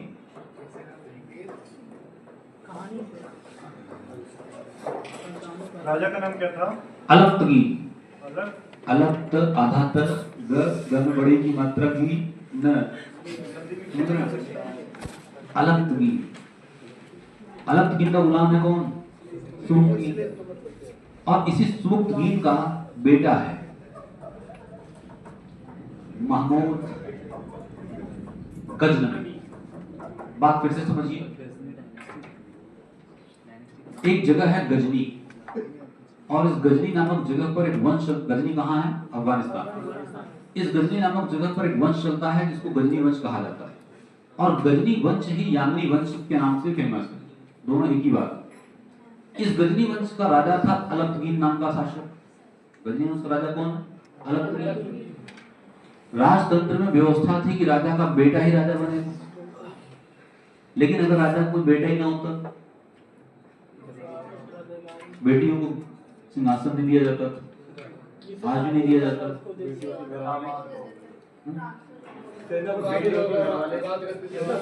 आज के देश में आज तक किसी महिला ने देश चलाया है?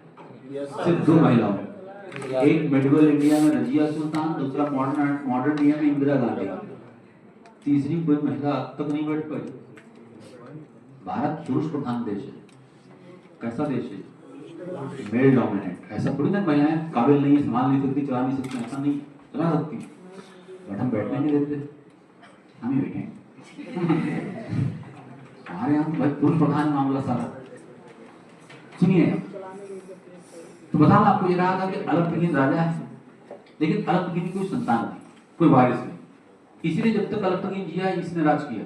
लेकिन अलक्तगीन के मरने के बाद गद्दी पर कब्जा कर लिया सुबुक्तगीन, उसका गुलाम था। जब सिंहासन खाली हुआ तो जिसका कब्जा हो जाएगा वो वहां का शासक बन जाएगा।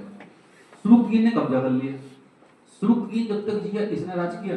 सुबुक्तगीन के मरने के बाद गद्दी मिल गई इसके बेटे गजनवी को। ये तो इसका बैकग्राउंड है। अब आइए जानते हैं हमारे यहाँ क्या चल रहा। हमारा प्यारा देश भारत, मुझे इसका मानचित्र बनाने की जरूरत नहीं है, देश आपके दिल में छुपा हुआ है, आपकी धड़कन में धड़क रहा है। हिंदुस्तान जिसके नहीं धड़क रहा, देश द्रोही घोषित कर दूंगा समझ ले। जिंदाबाद था, जिंदाबाद है। सुनिए, हमारे देश में जितने भी हमले हुए आप जानते हैं इसी तरफ से हुए। अब की बार जगह है पेशावर। पेशावर आज पाकिस्तान में है, पहले अपना ही था, भगवान ने कहा फिर अपना होगा। पेशावर के एक राजा थे, नाम था जयपाल। पेशावर के एक राजा थे, नाम जयपाल। जयपाल एक अच्छे राजा थे, काबिल राजा थे। इनके अंदर कोई दुर्गुण नहीं थे। दुर्गुण मतलब वो नर्तकी, शराब, इन चीजों के शौकीन नहीं थे। ये काबिल आदमी है। लेकिन हमारे यहाँ जो राजा काबिल थे ना, ताकतवर थे, उन राजाओं में भी एक बड़ी भारी कमी थी। और भारतीय राजाओं में सबसे बड़ी कमी थी कि भारतीय राजा बहुत काइंड हार्टेड थे, जियो और जीने, इस सिद्धांत पे चलते थे। जब यहाँ पेशावर में जयपाल राज कर रहे थे, तभी उधर गजनी में घटना घटी। गजनी में मर गया अलक्तगीन, और अलक्तगीन के मरने के बाद गजनी के सिंहासन पर बैठ गया कौन? सुबुक्तगीन। और जैसे ही सुबुक्तगीन गजनी की गद्दी पर बैठा, सुबुक्तगीन ने सुन रखा था भारत सोने की चिड़िया है। सुबुक्तगीन ने हिंदुस्तान लूटने के लिए पेशावर पर हमला किया। पेशावर के राजा जयपाल काबिल आदमी, जयपाल ने इसे पेशावर में घुसने में नहीं दिया। पेशावर से पहले ही इसको हराया, और हराने के बाद वही पार्क में मुर्गा बनाया, कान पकड़ के उठक बैठक करवाई। हमारे यहाँ सौख सजाए देते थे, कसम खाओ सुबुक्तगीन दोबारा नहीं आओगे। इसको चेतावनियां दी, छोटी मोटी सजाएं देकर छोड़ दिया। इससे कहा सुबुक्तगीन ये भारत है, हम उस देश के वासी हैं जिस देश में चींटी को भी पैर से दबाना पाप समझा जाता है। जीव हत्या हमारे लिए क्या है? पाप। तुम दुश्मन हो तो क्या हुआ, वो तो एक जीव ही, इंसान ही, मारेंगे नहीं, एक मौका देंगे, वापस चले जाओ। दोबारा हिंदुस्तान की तरफ निगाह उठाकर देखोगे अगली बार, तो फिर अगली बार पुण्य पाप नहीं देखेंगे। नतीजा ये हुआ, चेतावनी देकर क्या कर दिया, छोड़ दिया। लेकिन वो बदतमीज आदमी कहाँ मानने वाला, उसने अगले साल फिर सेना इकट्ठी की, और सेना इकट्ठी करके उसने फिर पेशावर पर हमला कर दिया। अब की बार भी पेशावर का राजा जयपाल है। जयपाल ने इसको फिर पेशावर से पहले रोका, हराया, और वही पार्क में मुर्गा बनाया। लेकिन अब की बार समझदारी दिखाई, पढ़ाई तलवार, मुंडी अलग। बोले पिछली बार छोड़ दिए थे, एक मौका दिया था इसको, अगर फिर छोड़ दें अगले साल फिर आएगा। इसके पास कोई काम धाम तो है नहीं, मार दिया। ठीक किया है, सही किया, गलत किया, सही किया। लेकिन एक काम इसमें भी गलती कर गए, जानते हैं क्या? इसी लड़ाई में सुमुक्तगीन के साथ इसका बेटा महमूद गजनवी भी आया था, उसे छोड़ दिया। बोले बेटे क्या कसूर, बाप ले आया था, सांप चलाया, जब बेटे तू भाग जा। सांप मारने पर बोला जिंदा छोड़ रहे, ये नहीं जानने अगले साल भी डसे गए। गजनवी यहाँ से वापस गया। गजनवी प्रतिशोध की ज्वाला में दहक रहा था। गजनवी ने अपने पिता सुमुक्तगीन को मरते देखा था। गद्दी पर बैठा और प्रतिशोध की ज्वाला में दहक रहा है। गद्दी पर बैठते गजनवी ने दो बड़ी कस्में खाई। पहली कसम, अपने पिता की मौत का बदला लूंगा। किससे? जयपाल। दूसरी कसम, मेरे पिता की इच्छा थी हिंदुस्तान लूटने की, नहीं लूट पाए, दो अटेम्प्ट दिए, क्लियर नहीं कर पाए। बेटा ही इस्लाम का, बाप की इच्छा न पूरी कर पाया। खाता हूं, मतलब कसम खाता हूं कि मैं हिंदुस्तान लूटने में कोई कसर नहीं छोड़ा, और हर साल हिंदुस्तान पर एक आक्रमण जरूर करूं। इसने कसम खा रखी थी कि हिंदुस्तान पर हर साल एक आक्रमण करेगा। अब हम बात करेंगे गजनवी के आक्रमणों की। इसने सबसे पहला आक्रमण किया 1000 ईस्वी में। 1000 ईस्वी में he attacked on पेशावर। 1000 ईस्वी में इसने पेशावर पर आक्रमण किया। आपसे पूछा जाता है पेशावर के राजा कौन थे? तो पेशावर के राजा जयपाल थे। आप जानकर दंग रहेंगे, जंग के मैदान में अचानक से घनघोर घटाओं ने घेर लिया और मूसलाधार बारिश शुरू हो गई, झमाझम बारिश। हमारे भारतीय राजा तो हर मौसम में लड़ने के एक्सपर्ट। भारतीय राजाओं को ठंडी में, गर्मी में, बारिश में कभी लड़ा लो तैयार रहते थे, कारण भारत तो वो देश है जहां हरित में पाई जाती है। गजनवी आया रेगिस्तानी इलाके से, अफगानिस्तान से। इसे पानी में लड़ने का कोई तजुर्बा था नहीं। नतीजा ये हुआ इसके घोड़े फिसलने लग गए और एक प्रकार से ये लड़ने में सक्षम था ही नहीं। जयपाल ने इसको छोड़ दिया। जयपाल ने कहा गजनवी, एक मौका तुम्हारे बाप को भी दिए थे, एक मौका तुम्हें भी देंगे, वापस भाग जाओ। तुम वो गलती मत दोहराना जो तुम्हारे बाप ने की थी, वरना हम फिर वही काम करेंगे, तुम्हारा भी वही खर्च करेंगे जो तुम्हारे बाप। बेसिकली जयपाल ने की दो गलतियां। सबसे पहली गलती, उसको जिंदा छोड़ा। ये इनकी क्या थी? गलती थी। दुश्मन को जिंदा छोड़ा नहीं जाता। दूसरी गलती, अगर जिंदा छोड़ रहे थे, डायलॉग नहीं मारना चाहिए था। समझ रहे? भाई नियम होते हैं, अगर डायलॉग बाजी करनी, जिंदा मत छोड़ो। डायलॉग वाला मार के क्या करो, खत्म करो। अगर जिंदा छोड़ना है, डायलॉग ना मारो। गजनवी हर्ट हुआ। गजनवी बोला ये तौहीन है। जिस हिसाब से हमारे बाप बाप बाप करके तौहीन किए हैं वो के, ये क्या है? तौहीन। इंतकाम लिया जाएगा। उसने अगले साल फिर सेना इकट्ठी की। एक बात सोचो, कोई शख्स आपके साथ लड़ चुका है, तो लड़ चुका है तो आपकी ताकत, आपकी कमजोरी, आपकी सेना, आपकी रणनीति सब क्या जान चुका है। अगले साल उसने मौसम देख के हमला किया, पानी न बरस रहा, और उसने अब की बार again he attacked on Peshawar and defeated Jaipal. इसने पेशावर पर आक्रमण करके जयपाल को हरा दिया। लड़ चुका था, इनके बारे में जान चुका था, इनकी सेना रणनीति को देख चुका था। इसने जयपाल से कहा कि जयपाल, जो गलती तुमने मुझे जिंदा छोड़कर कर दी थी, वो गलती मैं तुम्हें जिंदा छोड़कर नहीं करूंगा। जयपाल बोले गजनवी तुम मुझे मार के क्या पाओगे? गजनवी बोला जिंदा छोड़ के क्या पाऊंगा? जयपाल बोले गजनवी तुम मेरी जान बख्श दो, मैं तुम्हें 2.5 लाख सोने की अशर्फियां दे सकता हूँ। हमारे भारतीय राजा पर दौलत की कोई कमी नहीं। इतना बड़ा अमाउंट गजनवी को ऑफर कर दिया गया। हालांकि 2 ही अशर्फी मान जाता, लेकिन इन्होंने कितना ऑफर कर दिया? 2.5 लाख सोने की अशर्फियां। गजनवी की सोच से बहुत ज्यादा अमाउंट था। गजनवी ने कहा कि जवाब तत्काल दे सकते हो, तुरंत जान बख्श दूंगा, मुझे भागना भी है। अच्छी बात समझेंगे आप, कि जितनी भी लूटपाट हुई हमारे उत्तर भारत में क्यों हुई? साउथ इंडिया आज भी रिच है। आप देखेंगे साउथ इंडिया मंदिर आज बहुत रिच है, लेकिन नॉर्थ इंडिया में लूट हुई, कारण क्या था? कारण ये था कि ये जो आक्रमणकर्ता आते थे ये इस तरफ से आते थे और इधर ही लूटेंगे और लूट के भागना भी तो है, इन्हें भागना भी होता था।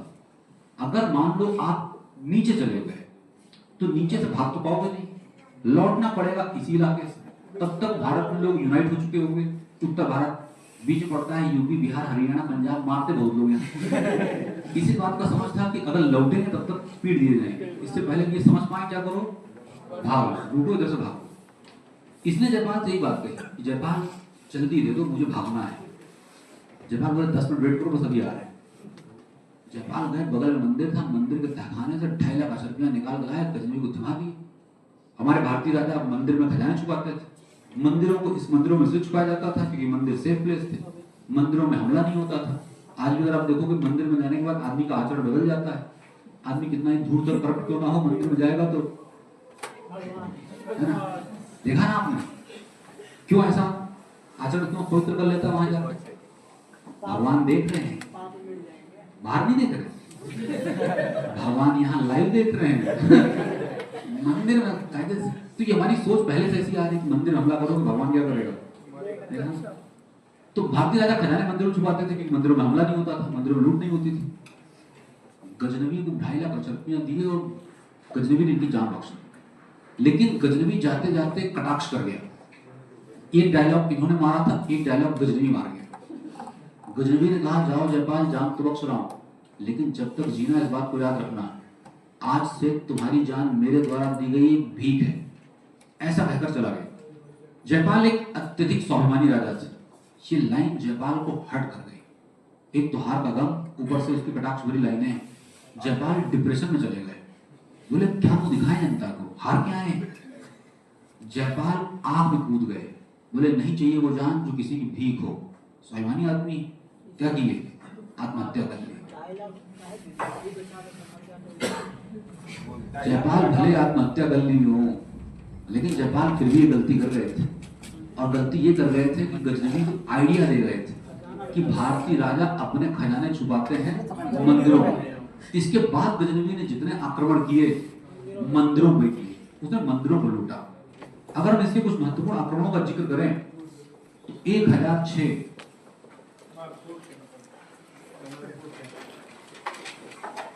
he attacked on Nagarkot temple. Ghaznavi ने नगरकोट मंदिर पर हमला किया। नगरकोट मंदिर कहाँ है? हिमाचल प्रदेश में। इसने नगरकोट मंदिर पर हमला किया 1008 ईस्वी।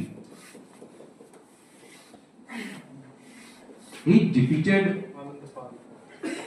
आनंदपाल। आनंदपाल कौन थे? Son of Jaipal. जयपाल के बेटे आनंदपाल को हराया और 1010 से लेकर 12 he did many attacks in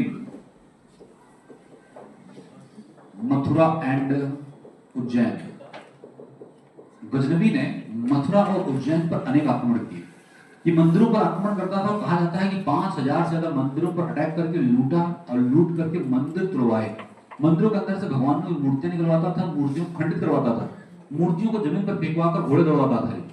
इसके इन्हीं हरकतों की वजह से इतिहास में गजनवी को कहा गया है मूर्ति भंजक। आप जानेंगे गजनवी को ही इतिहास में कहा गया है क्या? मूर्ति भंजक। पेपर में क्वेश्चन पूछा जाता है, इंग्लिश में भी ऐसे ही लिखेंगे आप, मूर्ति भंजक इसका टाइटल है। लेकिन आपके परीक्षा के दृष्टिकोण से अगर बात की जाए तो आपके परीक्षा के दृष्टिकोण से गजनवी के 2 आक्रमण बार बार आपके पेपर में पूछे जाते हैं। 2 आक्रमण गजनवी के बहुत इंपॉर्टेंट है जो बार बार आपके पेपर में आते हैं। एक 1014 एसएससी ने पूछा, he attacked on स्थानेश्वर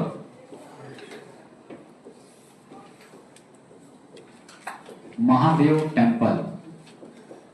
1014 में गजनवी ने स्थानेश्वर महादेव मंदिर पर हमला किया। ये स्थानेश्वर महादेव मंदिर कहाँ है? हरियाणा, कुरुक्षेत्र। थानेसर एक जगह है वहीं पर। इसने नगरपुर मंदिर को लूटा। दूसरा है इसने आनंदपाल को हराया। अच्छा, स्थानेश्वर मंदिर हरियाणा में है, कुरुक्षेत्र में। जब इसने स्थानेश्वर मंदिर पर हमला किया, पेपर में क्वेश्चन पूछा गया कि इसने कौन से भगवान की मूर्ति को खंडित किया? विष्णु भगवान। पेपर क्वेश्चन आया कि जब बजरंगी ने स्थानेश्वर महादेव मंदिर पर हमला किया तो किस ईश्वर की मूर्ति तोड़वाई इसने? विष्णु भगवान। तो सही आंसर था चक्र स्वामी। और चक्र स्वामी भगवान विष्णु को ही कहा जाता है।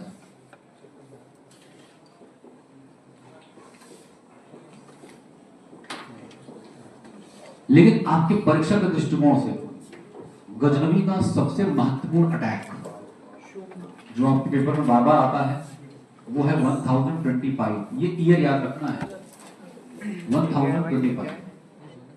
1025 में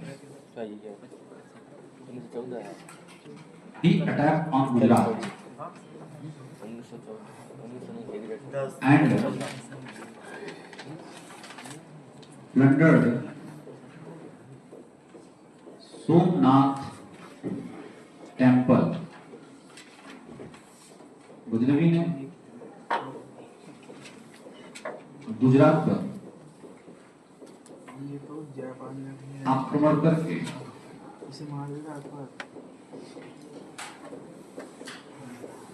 सोमनाथ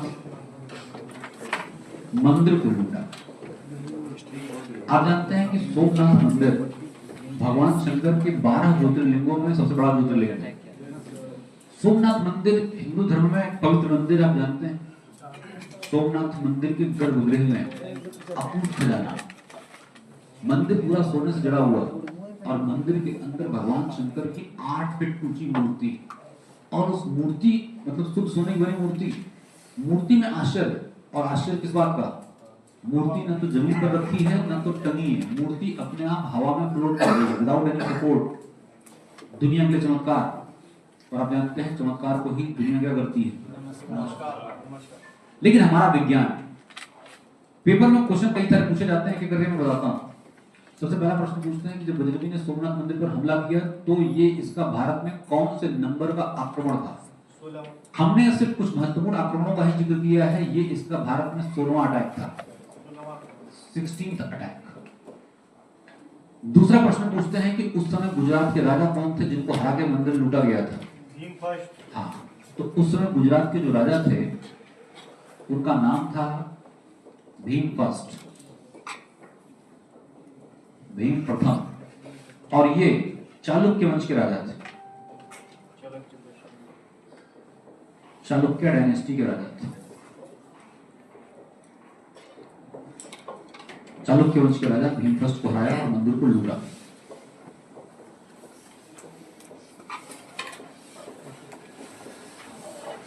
अपार धन संपदा में कत्लेआम मचाया, हजारों लोगों का मतलब हजारों लोगों की हत्या की गुजरात में। अब सबसे बड़ी बात, मूर्ति लूट ली, खजाना लूट लिया, भगवानों की मणियां से जड़ी मूर्तियां थी वो सब लूट ली। मंदिर का दरवाजा सोने का था, वो दरवाजा तोड़ के लूट लिया। मंदिर में सोना लगा हुआ था पूरा। समझ रहे हैं? इतना बड़ा खजाना आज तक गजनवी को कहीं नहीं मिला था। इतना बड़ा खजाना गजनवी को सिर्फ मिल गया कहां से? सोमनाथ। लेकिन लूटने के बाद गजनवी के सामने एक अलग दिक्कत आता। लूटने के बाद अब जाएगा कैसे इतना खजाना लेकर? इसको इस बात का पता था कि आते समय लोगों ने देखा है और लोग घात लगाए बैठे होंगे, लोग तो पीट पाट सकते हैं। तो जिस रास्ते से आया हूं उस रास्ते से जाऊंगा नहीं, खतरा है। इसने क्या किया? मंदिर के पुजारी का अपहरण कर लिया। पंडित जी कदम तलवार चढ़ा दी। पंडित, मैं जिस रास्ते से आया उस रास्ते तो नहीं जाऊंगा। आते हुए लोगों ने देखा है। तो मुझे गुजरात के रेगिस्तानी इलाके, कक्ष के इलाके से अफगानिस्तान का रास्ता दिखाओगे। अगर न बताया रास्ता मुंडी गाड़ दूंगा। पंडित जी ने कहा सुनो गजनवी, पहला काम तलवार हटाओ। मुंडी कर दिया, रास्ता कौन बताएगा? आप पंडित जी क्या ही करते, तलवार अच्छी लगा। पंडित जी इसको रेगिस्तान में लेकर चल दिए। कुछ दूर जाने के बाद पंडित जी को एक बात का आभास हो गया, गजनवी मोटी बुद्धि का है। इसे समझ में नहीं आ रहा कि कहां ले जा रहा हूं मैं। और रेगिस्तान ऐसी जगह होती है जहां दिशा भ्रम होता है। आपको पता नहीं चलेगा आप रेगिस्तान में हैं कहां। समुद्र में पता नहीं चलेगा कहां है आप, पानी में आपको पता नहीं चलेगा आप कहां हैं। ऐसे ही रेगिस्तान में पता नहीं चलता कि आप कहाँ हैं। पंडित जी चालाक आदमी थे, पंडित जी इसको रेगिस्तान में घुमाने लग गए। ये कह रहा रास्ता खत्म नहीं हो रहा पंडित, बोले चुपचाप चलते रहो, बहुत बड़ा रेगिस्तान। दिन भर घुमाया और शाम को ले आके वहीं खड़ा कर दिया जहां चला था। तब तक बात उत्तर भारत में आग की तरफ फैल चुकी थी। लुटेरे ने मंदिर लूट लिया सोमनाथ। आप जानते हैं हमारे यहाँ वीरता के पर्याय जाट। जाट शासकों को पता चला कि लुटेरा लूट के भाग रहा है। जाटों ने कहा बस ये बताओ गया कहां से? बोले साहब इधर से भागा है। जाटों ने दौड़ा लिया इसको। बेचारे का दुर्भाग्य घूम फिर के भी वहीं खड़ा जहां से चला था। तेल लाठी वहीं रेगिस्तान में मुंह रगड़ के देखने बहुत मारा इसको।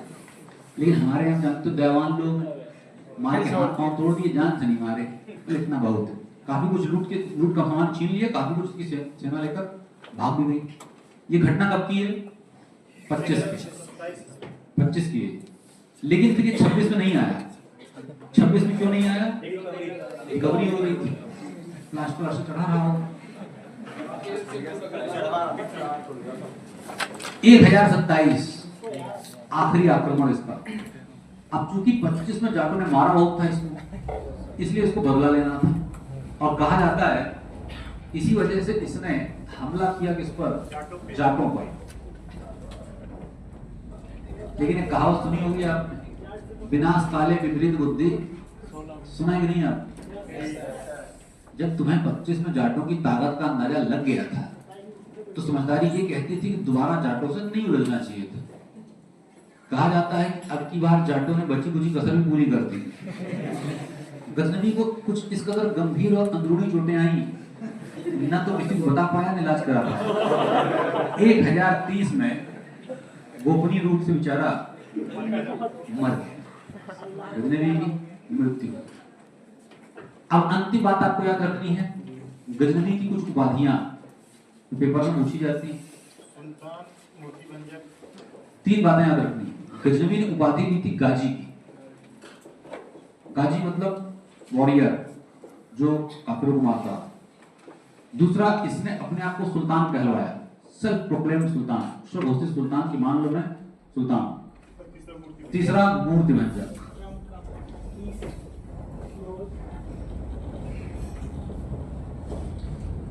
अंतिम बात, गजनवी के कुछ लेखक आपके पेपर में पूछे जाते हैं।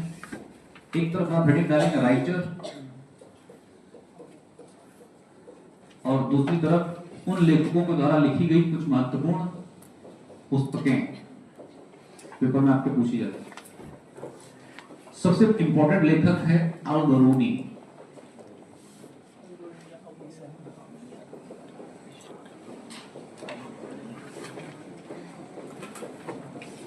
अल-बरूनी की बड़ी फेमस किताब है किताबुल हिंद, जिससे गजनवी के आक्रमणों का पता चलता है।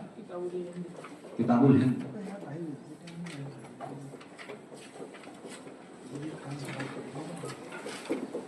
और इसी किताब को कहा जाता है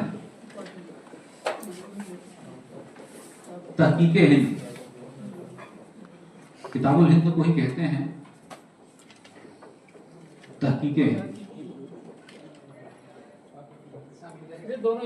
एक किताब है। दूसरा लेखक है फिरदौसी। फिरदौसी गजनवी का कोर्ट पोएट था, दरबारी कवि। एसएससी का बहुत चहीता आदमी है फिरदौसी। फिरदौसी की किताब शाहनामा एसएससी ने न जाने कितनी बार पूछी। कई बार पेपर में क्वेश्चन आ चुका है, शाहनामा पुस्तक के लेखक कौन है? फिरदौसी। एक और याद रखेंगे आप, वैहाकी। हाँ, वैहाकी ने इसके फादर की बायोग्राफी लिखी है और किताब का नाम है तारीखे सुबुक्तगी।